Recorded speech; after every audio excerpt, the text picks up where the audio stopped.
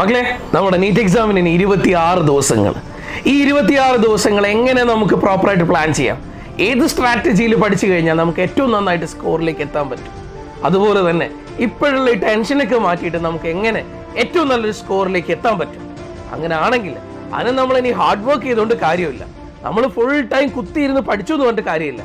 പക്ഷെ ഇനി നമുക്ക് വേണ്ടത് സ്മാർട്ട് ആയിട്ടുള്ള വർക്ക്. ഹാർഡ് വർക്കിന് പകരം സ്മാർട്ട് വർക്ക് ചെയ്യുക. നമുക്ക് 620+ എങ്ങനെ എത്താം, അതിന് വേണ്ട ഒരു പ്രോപ്പർ പ്ലാനിംഗ് ആയിട്ടാണ് ഞാൻ നിങ്ങളുടെ മുന്നിലേക്ക് വന്നിരിക്കുന്നത്. അപ്പം എൻ്റെ കുഞ്ഞുങ്ങൾ ഈ വീഡിയോ മുഴുവനായിട്ട് കാണുക. ഈ വീഡിയോ മുഴുവനായിട്ട് കണ്ടു കഴിഞ്ഞാൽ എങ്ങനെ നിങ്ങൾക്ക് ഈ നീറ്റ് 2024 വരാൻ പോകുന്ന മെയ് 5-ാം തീയതി ഏറ്റവും ബെസ്റ്റ് സ്കോറിലേക്ക് എത്താന്നുള്ളത് നിങ്ങൾക്ക് കറക്റ്റായിട്ട് പ്ലാൻ ചെയ്ത് മുന്നോട്ടേക്ക് പോകാൻ പറ്റും. ഈ 26 ഡേയ്സ് എൻ്റെ മക്കള് ഞാൻ ഈ പറയുന്ന സ്ട്രാറ്റജി കറക്റ്റായിട്ട് ഫോളോ ചെയ്ത് കഴിഞ്ഞാൽ ഉറപ്പായിട്ടും ഏറ്റവും നല്ലൊരു മെഡിക്കൽ കോളേജിലേക്ക് നിങ്ങൾക്ക് എത്താൻ വേറെ ഒന്നും തന്നെ വേണ്ട, ഇത് മാത്രം മതി. പല കുട്ടികളും പഠിക്കുന്നുണ്ട്, നന്നായിട്ട് പഠിക്കുന്നുണ്ട്, കുത്തിയിരുന്ന് പഠിക്കുന്നുണ്ട്, സമയം മുഴുവൻ എടുത്ത് പഠിക്കുന്നുണ്ട്. പക്ഷേ അവർ വിചാരിച്ച സ്കോറിലേക്ക് അവർക്ക് എത്താൻ പറ്റുന്നില്ല. അവർ നന്നായിട്ട് കഷ്ടപ്പെട്ട് കഴിഞ്ഞാലും എത്രത്തോളം എഫേർട്ട് എടുത്തു കഴിഞ്ഞാലും വീണ്ടും സ്കോർ ഒരു 300-ലും 400-ലും 450-ലും നിന്ന് പോകുന്നു. അങ്ങനെയാണെങ്കിൽ ഇപ്പൊ ഈ 300, 350, 400-ൽ നിൽക്കുന്ന സ്കോറിനെ എങ്ങനെ 600+ എത്തിക്കാം? അതിനാണ് നമ്മൾ പറയുന്നത് സ്മാർട്ട് വർക്ക് ആണോ എന്ന്. അങ്ങനെയാണെങ്കിൽ നമുക്ക് ആ സ്മാർട്ട് വർക്കുമായിട്ട് നമുക്ക് മുന്നോട്ടേക്ക് പോവാം. എൻ്റെ കുഞ്ഞുങ്ങള് ആദ്യമായിട്ടാണ് ജെപീസിന്റെ വീഡിയോ കാണുന്നതെങ്കിൽ കുഞ്ഞുങ്ങൾ ഇത് സബ്സ്ക്രൈബ് ചെയ്യുക. ഉറപ്പായിട്ടും വീഡിയോ മുന്നോട്ട് പോകുമ്പോൾ ഇഷ്ടപ്പെട്ട് കഴിഞ്ഞാൽ ലൈക്ക് അടിക്കണം, മറ്റുള്ളവരിലേക്ക് ഷെയറും ചെയ്യണം. അപ്പം ഞാൻ പറഞ്ഞു തുടങ്ങാം. നമുക്ക് സബ്ജക്റ്റിലേക്ക് വരാം. കുഞ്ഞുങ്ങളെ, നമുക്കിപ്പോഴ് കുറേ കുട്ടികളിൽ എങ്ങനെ പ്രോപ്പറായിട്ട് പ്ലാൻ ചെയ്യാന്നുള്ളൊരു ഐഡിയ ഇല്ലാത്തത് കൊണ്ടാണ് പലരും പിന്നോട്ടേക്ക് പോകുന്നത് മാർക്കിൽ. അങ്ങനെയാണ് നമുക്കൊരു പ്രോപ്പറായിട്ടുള്ളൊരു സ്ട്രാറ്റജി പറഞ്ഞു തരട്ടെ. നിങ്ങൾ കറക്റ്റായിട്ട് കേൾക്കണം കേട്ടോ. ഒന്നാമത്തെ കാര്യം, ഈ സ്ട്രാറ്റജിക്ക് മുന്നേ ഒരു കാര്യം പറയാനുള്ളത് ഇതാണ്. മക്കളേക്ക് വരാൻ പോകുന്ന മെയ് 5-ാം തീയതി, അതായത് നിങ്ങളിപ്പോൾ എഴുതാൻ പോകുന്ന നീറ്റ് എക്സാം, ഈ മെയ് 5-ാം തീയതി വരുന്ന എക്സാമിൽ ഏറ്റവും ഇത്രയും കാലം നിങ്ങൾ കണ്ടതിൽ വെച്ചിട്ട് ഏറ്റവും ഈസി ആയിട്ടുള്ള ഒരു പേപ്പർ ആയിരിക്കും എൻ്റെ കുഞ്ഞുങ്ങൾ ഈ മെയ് 5-ാം തീയതി കാണാൻ പോകുന്നത്. അതായത് ഇത്രയും സമയമായിട്ട് നിങ്ങൾ കുറേ മോക്ക് എക്സാംസ് ഒക്കെ എഴുതിയിട്ടുണ്ടാവും, നിങ്ങൾ കുറേ മോഡൽ എക്സാംസ് ഒക്കെ പ്രാക്ടീസ് ചെയ്ത് ഇവിടെ വരെ എത്തിയ കുട്ടികളായിരിക്കും. അങ്ങനാണെങ്കിൽ ഒരു കാര്യം എൻ്റെ കുഞ്ഞുങ്ങൾ ഉറപ്പിച്ചോ, ഇത്രയും കാലം നിങ്ങൾ കണ്ടതിൽ വെച്ചിട്ട് ഏറ്റവും ഈസി ആയിട്ടുള്ള ഒരു പേപ്പർ ആയിരിക്കും എൻ്റെ കുഞ്ഞുങ്ങൾ ഈ മെയ് 5-ാം തീയതി എക്സാമിനേഷന് പോയിട്ട് എഴുതാൻ പോകുന്നത്. അതായത് strictly based on NCERT. NCERT ഒരു ക്വസ്റ്റ്യൻ പോലും പുറത്ത് പോവാതെ നിങ്ങൾ ഈ കഴിഞ്ഞ ഒരു 5 വർഷത്തെ പേപ്പർ എടുത്ത് നോക്കിയേ. നിങ്ങളോട് പഴയ APMT-യിലേക്ക് അതല്ല ഞാൻ പറയുന്നത്. ഈ കഴിഞ്ഞ 5 വർഷങ്ങളായിട്ട് എൻ്റെ കുഞ്ഞുങ്ങൾ ഒരു കാര്യം ചെയ്യണം. അതിനു മുന്നേ ഉള്ള ക്വസ്റ്റ്യൻ പേപ്പർ എല്ലാം എടുത്ത് നോക്കിക്കഴിഞ്ഞാൽ നിങ്ങൾക്ക് കാണാൻ പറ്റുന്ന ഏറ്റവും വലിയ യാഥാർത്ഥ്യം എന്താണെന്നറിയോ? ഇതുവരെ ഒരു ക്വസ്റ്റ്യൻ പോലും NCERT-ക്ക് പുറത്തുനിന്ന് ചോദിക്കുന്നില്ല. സോ പിന്നെ എന്തിനാ നമ്മൾ പുറത്ത് പഠിക്കുന്നത്? ഇപ്പോഴും പല കുട്ടികൾ കുറേ ബുക്കുകളൊക്കെ വലിച്ചു വാരി പഠിക്കുന്നവരുണ്ട്. സോ അതൊന്നും വേണ്ട, NCERT മാത്രം പഠിക്കുക. ഇനി അയ്യോ സാറെ പഠിച്ചിട്ട് അതിൽ നിന്ന് മാർക്ക് കിട്ടുന്നില്ല, ഇതിൽ നിന്ന് മാർക്ക് കിട്ടുന്നില്ല, ഞാൻ അങ്ങനെ ചെയ്തിരുന്നത്, എനിക്ക് അവസാന സമയമാകുമ്പോൾ ഒന്നും പഠിച്ചോ എന്ന് ഓർക്കാനേ പറ്റുന്നില്ല, അതൊക്കെ ഞാൻ വായിച്ചിരുന്നാന്ന് പോലും എനിക്ക് തോന്നുന്നില്ല, ബയോളജി അവസാനത്തേക്ക് വെച്ചാൽ ഇപ്പം നോക്കുന്ന സമയത്ത് ഫിസിക്സ് ഒക്കെ നന്നായിട്ടിരുന്ന് പഠിച്ച അവസാനത്തെ സമയം ഇപ്പോൾ പഠിച്ച പോലും ഓർമ്മയില്ല, അങ്ങനെ ഒരു ചാപ്റ്ററേ ഞാൻ നോക്കിയിരുന്നത് പോലും തോന്നുന്നില്ല, ഇങ്ങനെയൊക്കെ പറയുന്ന ആൾക്കാരുണ്ട്. ഇനി എന്തിന് ബയോ നന്നായിട്ട് പഠിച്ചാണെങ്കിൽ തന്നെ അയ്യോ ബയോളജി അവസാന സമയമാകുമ്പോൾ മറന്നു പോകുന്നല്ലോ, പഠിച്ചൊക്കെ കിട്ടുന്നില്ല, എക്സാമിനേഷൻ ഹോളിൽ പോയിരിക്കും മറന്നു. എൻ്റെ കുഞ്ഞുങ്ങളെ ഇതിനൊക്കെ ഉള്ളൊരു അടിപൊളി മെത്തേഡാണ് ഞാൻ നിങ്ങളോട് പറയാൻ പോകുന്നത്. ഒന്നാമത്തെ കാര്യം എൻ്റെ കുഞ്ഞുങ്ങൾ ഉറപ്പിക്കുക, exam strictly based on NCERT. NCERT മാത്രമേ ഈ വർഷത്തെ നീറ്റ് എക്സാമിൽ ക്വസ്റ്റ്യൻസ് ചോദിക്കൂ. നിങ്ങൾക്ക് കുറേ ടെൻഷനൊക്കെ ഉണ്ടെന്നാണെങ്കിലേ ആ ടെൻഷൻ്റെ ഒരു 30% നിങ്ങൾ അങ്ങ് എടുത്തു മാറ്റിക്കോ. അതായത് എക്സാം ഈസി ആയിരിക്കും, എല്ലാ ക്വസ്റ്റ്യൻസും NCERT മാത്രമായിരിക്കും ചോദിക്കുന്നുണ്ടാവുക. അടുത്തൊരു കാര്യം പറയട്ടെ, ഇവിടുത്തെ ഒരു പ്രശ്നം, NCERT മാത്രം ക്വസ്റ്റ്യൻ ചോദിക്കുമ്പോഴേ എക്സാം ഈസി ആവുമ്പോഴേ 25 ലക്ഷം കുട്ടികളാണ് ഈ എക്സാം എഴുതാൻ പോകുന്നത്. അപ്പോൾ കട്ട് ഓഫ് മാർക്കൊക്കെ കൂടാനുള്ള സാധ്യത ഉണ്ടല്ലേ. പക്ഷേ എന്താ പറയുക, നിങ്ങൾക്ക് ഈസി ആവുന്ന പോലെ മറ്റുള്ളവർക്ക് എല്ലാവർക്കും ഈസി ആവും. ഈ സമയത്ത് റിപ്പീറ്റേഴ്സ് ആയിട്ടുള്ള കുട്ടികൾ എന്ത് ചെയ്യുന്നറിയോ? അവർ നല്ല ടഫ് ക്വസ്റ്റ്യൻസ് പ്രാക്ടീസ് ചെയ്ത് വന്ന കുട്ടികളായിരിക്കും. ഈ വീഡിയോ കാണുന്നത് റിപ്പീറ്റേഴ്സോ റിപ്പീറ്റേഴ്സോ സൂപ്പർ റിപ്പീറ്റേഴ്സോ ആണെങ്കിൽ എൻ്റെ കുഞ്ഞുങ്ങളെ, നിങ്ങൾ വരുത്തുന്ന വലിയൊരു മിസ്റ്റേക്കിനെ കുറിച്ചാണ് ഞാനിപ്പോൾ പറയാൻ പോകുന്നത്. എക്സാം ഈസി ആവുമ്പോൾ പല കുട്ടികളും ഉഴപ്പിക്കളയും. എക്സാം ഈസി ആവുമ്പോൾ അത് ശരിയാണ് ഇത് ശരിയാണെന്ന് വെച്ചാൽ നമ്മൾ മാർക്ക് ചെയ്തു പോകും. പക്ഷേ നമ്മൾ ആ അശ്രദ്ധ നമ്മളെ കൊണ്ട് കുറെ തെറ്റുകൾ വാങ്ങിപ്പിക്കും. അതായത് നമ്മൾ പോലും അറിയാതെ നമ്മൾ കുറെ നെഗറ്റീവ് വാങ്ങിക്കും. അതേസമയത്ത് ഫ്രഷേഴ്സ് ആയിട്ടുള്ള കുട്ടികൾ അതൊക്കെ സ്കോർ അടിക്കും. നിങ്ങൾ ഏറ്റവും നന്നായിട്ട് അറിയുന്ന ഏറ്റവും ടഫ് ആയിട്ടുള്ള ക്വസ്റ്റ്യൻസ് പ്രാക്ടീസ് ചെയ്താൽ നിങ്ങളായിരിക്കും ഏറ്റവും കൂടുതൽ മിസ്റ്റേക്സ് വരുത്തുന്നത്. സോ ശ്രദ്ധിക്കുക, ഈസി ആയിട്ടുള്ള ഒരു എക്സാം വന്നു കഴിഞ്ഞാൽ അത് എങ്ങനെ അടിപൊളിയായിട്ട് ക്ലിയർ ചെയ്യാൻ പറ്റും എന്നുള്ളത് നിങ്ങൾ പ്രാക്ടീസിലൂടെ തന്നെ കറക്റ്റ് ചെയ്യണം. കുഞ്ഞുങ്ങളെ, എക്സാം ഈസി ആയിരിക്കും. സോ അതിനെ എങ്ങനെ ഓവർകം ചെയ്യണം എന്ന് ചോദിച്ചു കഴിഞ്ഞാൽ നന്നായിട്ട് അതുപോലുള്ള മോക്ക് എക്സാംസ് നിങ്ങൾ എഴുതിക്കൊണ്ടേയിരിക്കണം. അങ്ങനെ ഉറപ്പായിട്ടും ഈ പ്രശ്നങ്ങൾ നമുക്ക് ബുദ്ധിമുട്ടില്ലാതെ തന്നെ നമുക്ക് ഈ കാര്യങ്ങളെ ഓക്കെ ആക്കിയിട്ട് നമുക്ക് മുന്നോട്ട് പോകാൻ പറ്റും. അപ്പോൾ മക്കളെ മറക്കണ്ട, ഒന്നാമത്തെ കാര്യം എക്സാം നല്ല ഈസി ആയിരിക്കും. ഇനി അടുത്ത കാര്യങ്ങളിലേക്ക് പോട്ടെ. ഇനി നമുക്ക് വരുന്ന ദിവസങ്ങൾ എങ്ങനെ പ്ലാൻ ചെയ്യാമെന്ന് ഞാൻ നിങ്ങളോട് പറയാം. നമ്മുടെ മുന്നിൽ എത്ര ദിവസമുണ്ട്? 26 ഡേയ്സ് അല്ലെ, 26 ദിവസങ്ങൾ. ഈ 26 ദിവസങ്ങൾ 260 ദിവസങ്ങളാക്കാനുള്ള സ്ട്രാറ്റജിയാണ് ഞാൻ നിങ്ങളുടെ മുന്നിലേക്ക് പറയാൻ പോകുന്നത്. 26 ദിവസങ്ങൾ എങ്ങനെ 260 ദിവസങ്ങളാക്കാം? അതെ കുഞ്ഞുങ്ങളെ, 26-ൽ 5 ദിവസങ്ങൾ മറന്നുകളാ. 5 ദിവസം നിങ്ങളുടെ മുന്നിൽ ഇല്ല. 5 ദിവസം എവിടെ പോയിന്നാ പറയാ കേട്ടോ.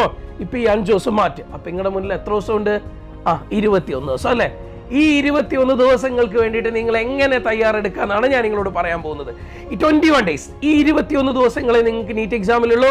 നിങ്ങൾക്ക് വരാൻ പോകുന്ന നീറ്റ് നടക്കാൻ പോകുന്നത് ഏപ്രിൽ 30-ാം തീയതിയാണെന്ന് കൂട്ടിക്കോ.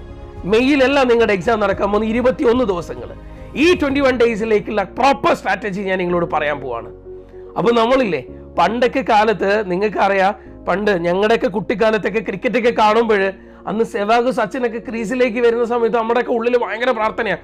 അയ്യോ ആ ഓപ്പണിംഗ് ബാറ്റ്സ്മാൻമാർ തന്നെ നല്ല സ്കോർ അടിക്കണേ, അവർ നല്ല സ്കോർ ആദ്യം തന്നെ അടിച്ച് ടീം ഇന്ത്യ ഒരു 350 ഒക്കെ സ്കോർ ചെയ്ത് കഴിഞ്ഞാൽ പിന്നെ നമുക്ക് സമാധാനം, എന്തായാലും ഇന്ത്യ ജയിക്കും. അതുപോലെ തന്നെ ഒരു വലിയൊരു ഗെയിമിലേക്ക് നിങ്ങൾ ഇറങ്ങാണ്.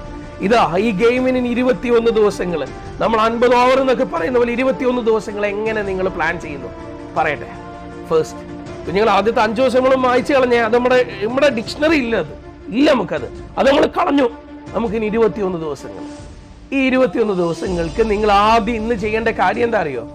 മുന്നേക്ക് ഞാൻ വീഡിയോസിൽ പറയുന്ന കാര്യം, നിങ്ങൾ ഫിസിക്സിലും കെമിസ്ട്രിയിലും സുവോളജിയിലും ബോട്ടണിയിലും എൻ്റെ കുഞ്ഞുങ്ങളെ ഒരു കാര്യം ചെയ്യണം. ഈസി ആയിട്ടുള്ള ടോപ്പിക്സ് എഴുതി വെക്കണം. ദെൻ ആവറേജ് ലെവലിൽ ഇരിക്കുന്ന ചാപ്റ്ററിന്റെ പേരുകൾ എഴുതണം. ടഫ് ആയിട്ടുള്ള ചാപ്റ്ററിന്റെ പേര് എഴുതണം. ഇത്രയും മക്കളെ എഴുതുമ്പോഴില്ലേ നിങ്ങൾക്കൊരു കാര്യം മനസ്സിലാവും. എന്താണെന്നറിയോ? നിങ്ങളുടെ മുന്നിൽ നിങ്ങൾ പഠിച്ചു വെച്ച കാര്യങ്ങളിൽ ഏറ്റവും കൂടുതൽ ചാപ്റ്ററുകൾ, നമുക്കുള്ള മൊത്തം 84ഓളം ചാപ്റ്ററുകളിൽ ഈസി ചാപ്റ്ററുകൾ അത് കുറേ ഉണ്ട്. എത്രയോ ചാപ്റ്ററുകൾ ഈസിയാണ് കുഞ്ഞുങ്ങളെ. ഒരു 80% 85% ചാപ്റ്ററുകൾ നിങ്ങൾ നന്നായിട്ട് പഠിച്ചിട്ടുണ്ട്. ഓക്കെ, ഇനി വന്നിട്ട് ആവറേജ് ലെവലിൽ കുറച്ച് ചാപ്റ്റർ ഉണ്ട്. ദെൻ ടഫ് ആയിട്ടുള്ള വളരെ കുറച്ച് ചാപ്റ്ററുകൾ. ഇവിടെ നിങ്ങൾ തീരുമാനം എടുക്കേണ്ടത് അത്യാവശ്യമാണ്. അതായത് ഇനി ഞാൻ എന്ത് ചെയ്യണം? ഈ ടഫ് ആയിട്ടുള്ള കുറച്ച് ചാപ്റ്ററുകൾ ഉള്ളതിൽ ഞാൻ തീരെ നോക്കാത്തത്, ഇനി എനിക്ക് 1 ദിവസം 2 ദിവസം 3 ദിവസം എടുക്കും ആ ചാപ്റ്റർ വീണ്ടും നോക്കിയിട്ട് എടുക്കാൻ. അങ്ങനെ ആണെങ്കിൽ വിട്ട് കളയണം മക്കളെ. ആ ചാപ്റ്റർ പിന്നെ പഠിക്കാൻ പോരുത്, ഒഴിവാക്കി കളയണം. നിങ്ങളുടെ കയ്യിൽ കുറേ സമയം എടുത്തിട്ട് പഠിക്കേണ്ടി വരുന്ന ഒരു ചാപ്റ്റർ ആണെങ്കിൽ, അതിൽ സാധാരണ പ്രീവിയസ് ഇയറിലൊന്നും ആ ചാപ്റ്ററിൽ നിന്ന് അധികം ഒന്നും ചോദിച്ചിട്ടില്ല, തീരെ വെയിറ്റേജ് ഇല്ലാത്ത ചാപ്റ്റർ ആണെങ്കിൽ എൻ്റെ കുഞ്ഞുങ്ങൾ നോക്കണം. നമ്മൾ ടഫായിട്ട് എഴുതി വെച്ചേക്കുന്ന ലിസ്റ്റ് എടുത്ത് നോക്കണം.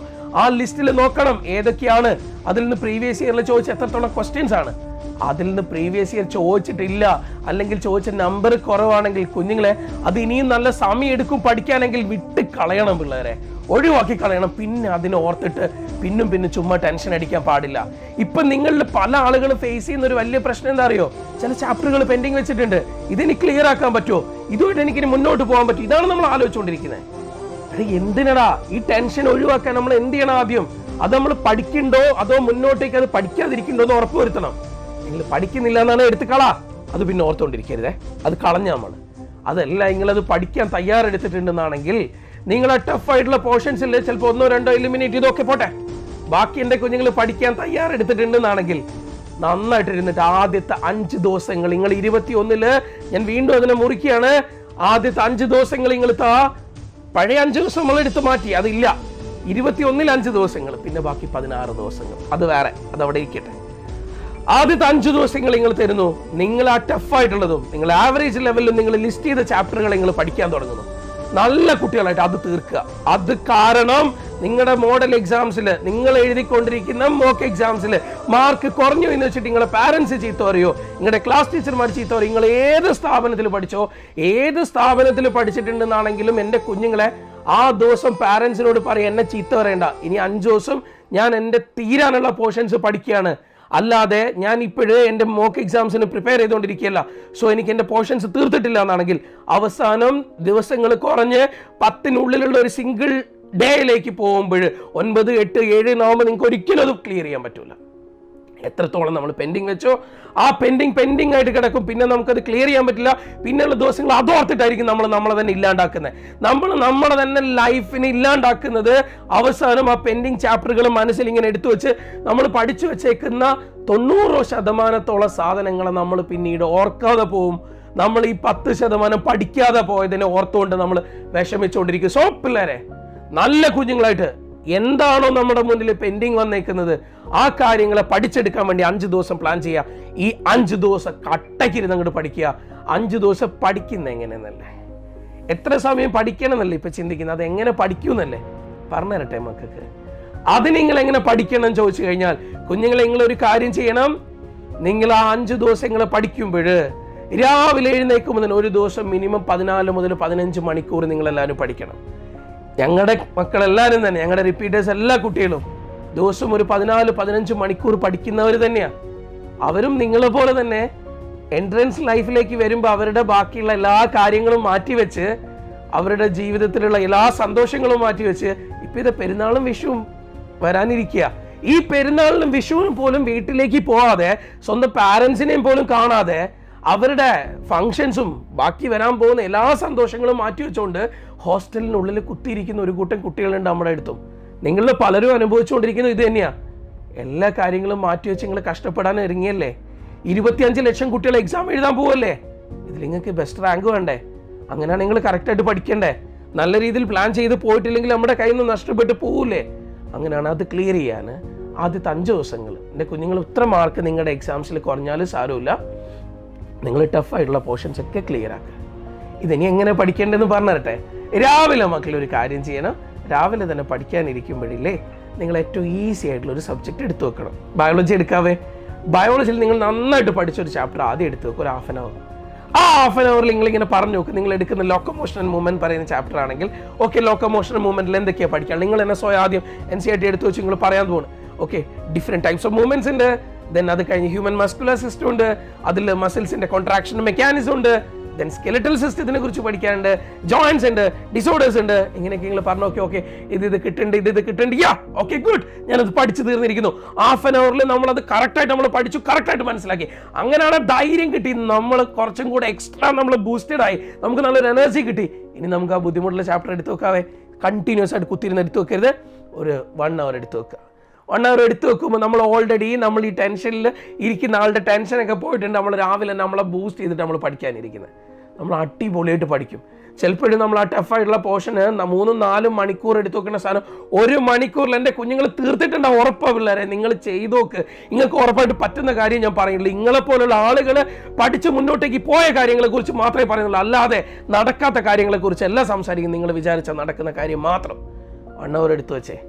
എന്നിട്ട് ഒരു കാര്യം ചെയ്തോടാ, ഒരു 5 minutes 10 minutes നിങ്ങൾ ബ്രേക്ക് എടുക്ക്, മൈൻഡ് ഒന്ന് ഓക്കെ ആവട്ടെ. ഓക്കെ, അത് കഴിഞ്ഞിട്ട് നിങ്ങൾ വീണ്ടും വരുമ്പോൾ ഒരു 15-20 minutes ഏതെങ്കിലും ഒരു ഫാസ്റ്റായിട്ട് പറയാൻ പറ്റുന്ന ഒരു ബയോളജി തന്നെ എടുത്തു വെച്ചോ. അത് കഴിഞ്ഞ് വീണ്ടും ഒരു 1 hour 1.5 hour പഠിക്കുക. ഇപ്പം നിങ്ങൾ പറയുന്ന ഒരു പ്രശ്നമുണ്ട്, നിങ്ങൾ കുറേ ആൾ പറയുന്ന ഒരു പ്രശ്നമാണ് ഡിസ്ട്രാക്ഷൻ. എൻ്റെ പിള്ളേരെ, നമ്മളൊരു സാധനം പഠിക്കാനിരിക്കുമ്പോൾ നമുക്ക് തോന്നും അയ്യോ ഇത് ശരിയാവുന്നില്ലല്ലോ, അപ്പം മറ്റേ എടുത്തു വെക്കാം. വേറൊന്നും എടുക്കുമ്പോൾ അയ്യോ ഇത് വേണ്ടല്ലോ, വേറെ ഒന്നും എടുത്തു വെക്കാം.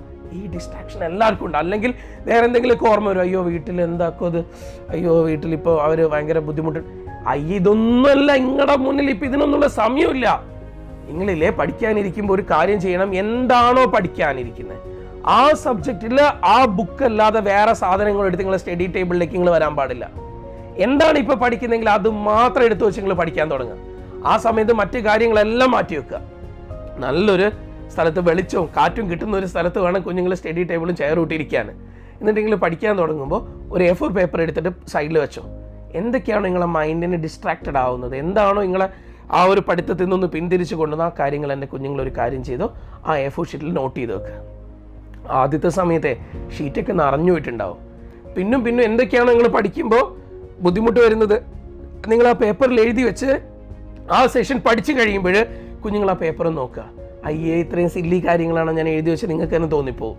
പിന്നെ അത് ക്ലിയർ ചെയ്യാനുള്ള കാര്യങ്ങൾ നിങ്ങൾ ചെയ്ത് കഴിഞ്ഞാൽ ദാറ്റ് മീൻസ് എന്തോ കുഞ്ഞ് വെറുതെ മനസ്സിൽ വരുന്ന സാധനമാണ്, അതൊക്കെ അങ്ങോട്ട് മാറ്റി വെച്ച് കഴിഞ്ഞാൽ പിന്നെ നമുക്ക് മെല്ലെ എഴുതുന്ന പേപ്പറിൽ നിങ്ങൾ എഴുതുന്ന കാര്യങ്ങൾ കുറയും. 2-3 ദിവസം കൊണ്ട് ഈ ഡിസ്ട്രാക്ഷൻ എന്ന് പറയുന്ന ഒരു സാധനം കുഞ്ഞുങ്ങളുടെ മൈൻഡിലേ ഉണ്ടാവില്ല. അങ്ങനെ ഒരു സാധനം നിങ്ങൾക്ക് വരില്ല. നിങ്ങൾ അടിപൊളിയായിട്ട് പഠിച്ചു പോകുന്നുണ്ടാവും. അങ്ങനെ ഞാൻ നേരത്തെ പറഞ്ഞ പോലെ ഈസി ചാപ്റ്റർ എടുത്തു വെച്ചു, പിന്നെ നമ്മൾ ആ ബുദ്ധിമുട്ടുള്ള പഠിച്ചു, വീണ്ടും ഈസി ആയിട്ടുള്ള എടുത്തു വെച്ചു, വീണ്ടും ബുദ്ധിമുട്ടുള്ള എടുത്തു. അങ്ങനെ കുഞ്ഞുങ്ങൾ 5 ദിവസത്തെ സമയം എടുത്തോ, 5 ദിവസം കൊണ്ട് കംപ്ലീറ്റ് ആയിട്ട് അങ്ങ് തീർത്തേക്കണം. പിന്നെ ഒരു സാധനം പോലും പെൻഡിങ് വെക്കരുത്. 5 ദിവസം കൊണ്ട് നിങ്ങളുടെ മുന്നിലുള്ള ബുദ്ധിമുട്ടുന്ന സാധനങ്ങൾ മൊത്തം നിങ്ങൾ അങ്ങോട്ട് തീർത്തേക്കണം. ഓക്കെ ആണേ? അപ്പൊ അത് തീർത്ത് കഴിഞ്ഞാൽ ഇനിയുള്ള 16 ദിവസങ്ങൾ എൻ്റെ കുഞ്ഞുങ്ങളെ, ഇനിയാണ് നമ്മുടെ യഥാർത്ഥ 2020 മാച്ചിലൊക്കെ നിങ്ങൾ കാണുന്നില്ലേ, ക്രീസിൽ ഇറങ്ങിക്കഴിഞ്ഞാൽ അപ്പം തന്നെ അടിച്ച് മുന്നോട്ടേക്ക് പോകുന്ന പോലെ, അതെ നമ്മുടെ ലൈഫിൽ ഏറ്റവും ക്രിട്ടിക്കൽ ടൈം, നമ്മൾ ഏറ്റവും കൂടുതൽ അടിച്ച് മുന്നേറേണ്ട സമയം, നമ്മൾ ഇനി വന്നിട്ട് മുട്ടി നിൽക്കാനുള്ള സമയമൊന്നും നമുക്കില്ല, അടിച്ച് മുന്നോട്ടേക്ക് പോകണം. അങ്ങനെയാണ് തുടങ്ങിക്കുക. 16 ദിവസത്തേക്ക് ഇനി എങ്ങനെ പ്രിപ്പറേഷൻ, അടിപൊളി സ്ട്രാറ്റജി ഇതാ വെച്ചോ കുഞ്ഞുങ്ങളെ, ഇതുപോലെ പോയിക്കോ. നിങ്ങൾ ഇന്ന് തുടങ്ങാൻ പോകുന്നു. ഫസ്റ്റ് ഡേ 1, ആദ്യത്തെ 5 ദിവസം പോയി, 6ാമത്തെ ദിവസം, അതായത് നമ്മളെ 16 ദിവസത്തിന്റെ ഫസ്റ്റ് ഡേ, അത് നിങ്ങൾ എന്താ ചെയ്യാൻ പോകുന്നത്? നിങ്ങൾ ആദ്യം എല്ലാ ചാപ്റ്റേഴ്സും എടുത്തു, 84 ചാപ്റ്ററുകൾ ഡിവൈഡ് ചെയ്തു. ഒരു ദിവസം 9-10 ചാപ്റ്ററുകൾ നമ്മൾ എടുത്തു വെച്ചു. ഓക്കെ, ഈ ചാപ്റ്ററുകളിൽ നമ്മൾ തുടങ്ങാൻ പോവാണ്. ആദ്യത്തെ സെഷൻ 9-10 ചാപ്റ്ററുകൾ എടുത്തു. ഇത് നിങ്ങൾ ആ ദിവസം ഈസിയും ആവറേജ്, ഇനി മുന്നിൽ ആവറേജും ടഫൊന്നുമില്ല, എല്ലാം ഈസിയായി. ഇനി നമ്മൾ എടുത്തു വെച്ചു. എന്നിട്ട് നമ്മൾ തന്നെ ഒരു ദിവസം ഇത്രയൊക്കെ തീരും, അടുത്ത ദിവസം ഇത്രയൊക്കെ തീരും. നമ്മൾ 9-10 ചാപ്റ്ററുകൾ ഒന്നിച്ച് വെച്ച് കൊടുത്തു. എന്നിട്ടില്ലേ നിങ്ങൾ ആദ്യം തന്നെ സ്റ്റാർട്ട് ചെയ്യാൻ പോവാ. ഇന്നത്തെ ദിവസം നിങ്ങൾ 10 ചാപ്റ്റർ പഠിച്ചു. നാളെ 2ാമത്തെ ദിവസം, അന്ന് നിങ്ങളൊരു 10 ചാപ്റ്റർ പഠിച്ചു. റെഡിയാണേ? 3ാമത്തെ ദിവസം ഇല്ലേ എൻ്റെ കുഞ്ഞുങ്ങൾ എന്ത് ചെയ്യണമെന്ന് അറിയോ? 1ാമത്തെ ദിവസവും 2ാമത്തെ ദിവസവും പഠിച്ച ഫുൾ ചാപ്റ്ററുകൾ ഒന്ന് റിവിഷൻ എടുക്കണം. എല്ലാ ദിവസവും 2 മണി മുതൽ 5 മണി വരെ 3 മണിക്കൂർ എടുത്താൽ മതി. ഇപ്പൊ 3 മണിക്കൂർ 20 മിനിറ്റ് കുറച്ച് ദിവസം കൂടെ കഴിഞ്ഞിട്ട് എടുക്കാം.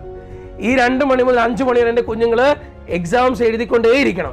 എക്സാംസ് നിർബന്ധമായിട്ടും ആ സമയത്ത് ഉച്ചയ്ക്ക് കിടന്ന് ഉറങ്ങരുത്. കാരണം ആ സമയത്ത് ഉച്ചയ്ക്ക് കിടന്ന് ഉറങ്ങി കഴിഞ്ഞാൽ നീറ്റ് എക്സാമിന്റെ അവിടെ പോയിട്ട് എക്സാമിനേഷൻ ഹോളിൽ നമ്മൾ ഉച്ചയ്ക്ക് കിടന്ന് ഉറങ്ങും. സോ ഉച്ചയ്ക്ക് ഉറങ്ങരുത്. 2 മണി മുതൽ 5 മണി വരെ എൻ്റെ കുഞ്ഞുങ്ങൾ എക്സാംസ് എഴുതുക. ഓക്കെ ആണേ? അങ്ങനെ നിങ്ങൾ ആദ്യത്തെ ഒരു ദിവസം കൊണ്ട് 10 ചാപ്റ്റർ പഠിച്ചു. അടുത്തൊരു ദിവസം കൊണ്ട് അടുത്തൊരു 10 ചാപ്റ്റർ പഠിച്ചു.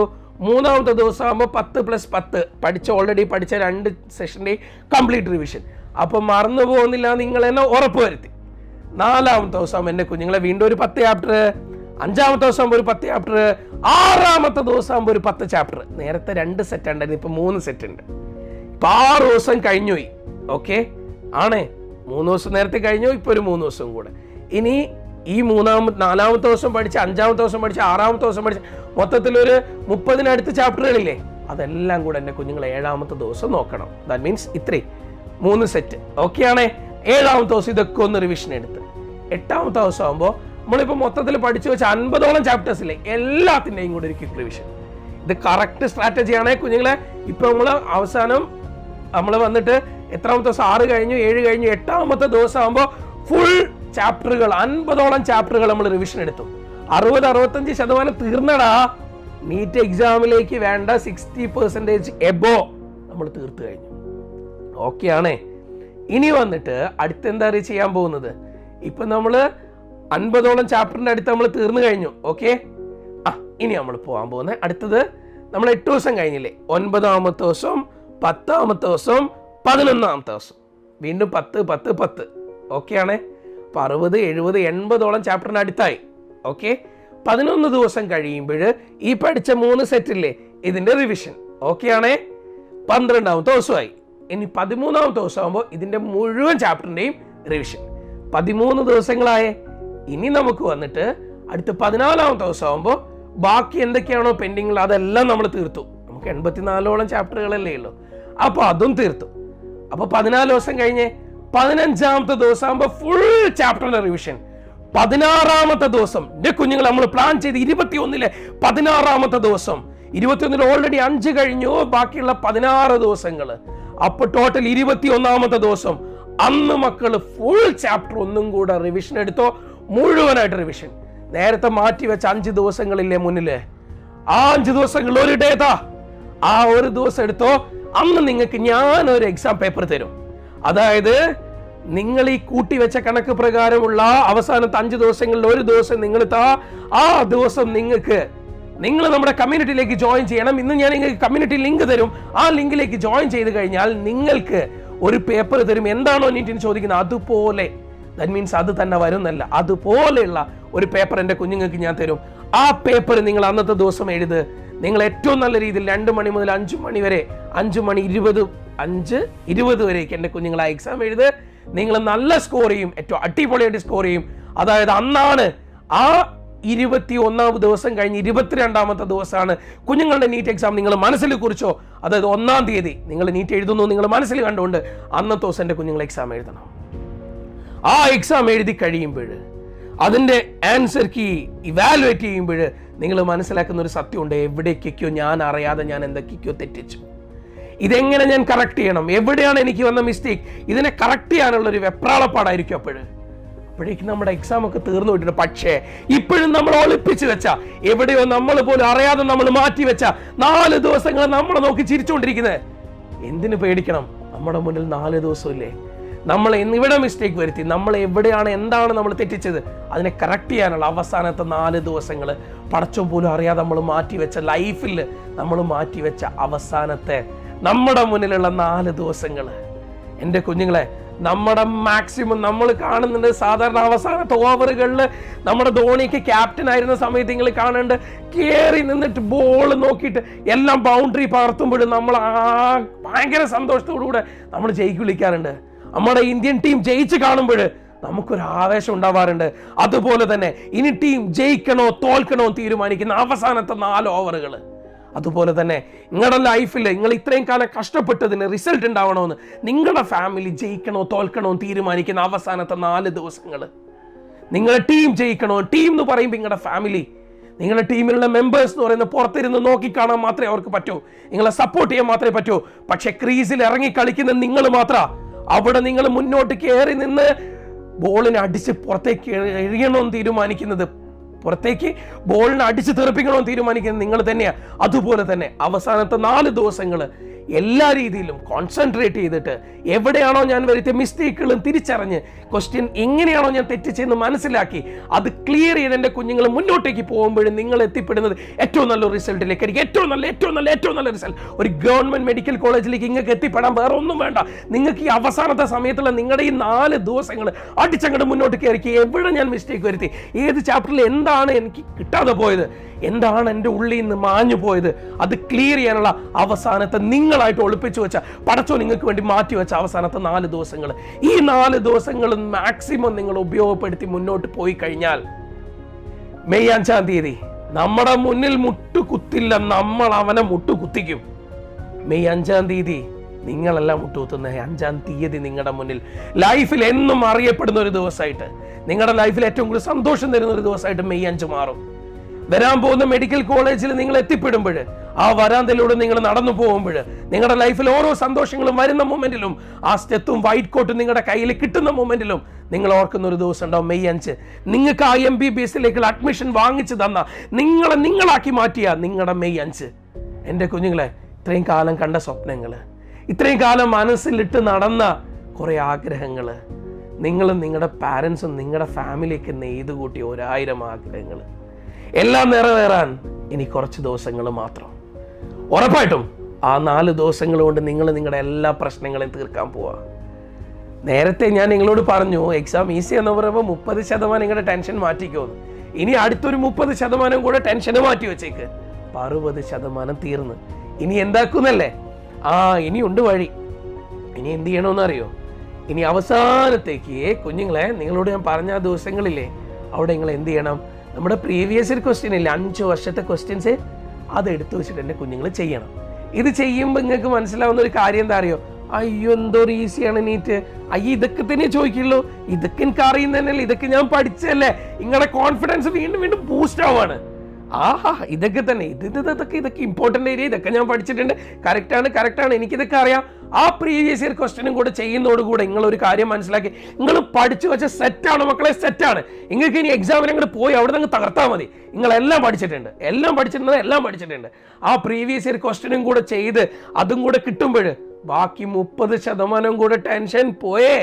അപ്പം മൊത്തത്തിൽ 90% ടെൻഷനും നമ്മൾ മാറ്റി. ഇനി ഒരു കാര്യം പറയട്ടെ, ബാക്കി 10% അല്ലെങ്കിൽ ആലോചിച്ചുകൊണ്ടിരിക്കുന്ന അവസാനമേ പറയൂ കേട്ടോ, ബാക്കി 10% അവിടെ ഇരിക്കട്ടെ. നിങ്ങൾക്കില്ലേ JPCന്റെ വോയിസ് നോട്ട്സ് വേണമെങ്കിൽ കുഞ്ഞുങ്ങൾ കമ്മ്യൂണിറ്റിയിൽ ജോയിൻ ചെയ്തോ. നമ്മുടെ ബയോളജിൻ്റെ ഒക്കെ ഫുൾ വോയിസ് നോട്ട്സ് നമ്മുടെ JP's ആദ്യം തുടങ്ങിയപ്പോൾ നിങ്ങൾക്കറിയോ, മലയാളം നീറ്റ് ചാനൽ ആദ്യം 10K സബ്സ്ക്രൈബർ ഹിറ്റ് ചെയ്ത ചാനൽ ഏതാണ്? JP'സിന്റെ ചാനലായിരുന്നു കേട്ടോ. അന്ന് കേരളത്തിൽ ആദ്യമായിട്ട് മലയാളം നീറ്റ് ചാനലിൽ 10K ഹിറ്റ് ചെയ്ത ചാനൽ. അന്നത്തെ നീറ്റ് എക്സാമിൽ 17,000-ഓളം സബ്സ്ക്രൈബർ ഉണ്ടായിരുന്ന ചാനൽ നമ്മുടെ JP'സിന്റെ ചാനൽ മാത്രമായിരുന്നു. 2020 നീറ്റിൽ നമ്മുടെ JP'സിന്റെ റിസൾട്ട് അറിയോ?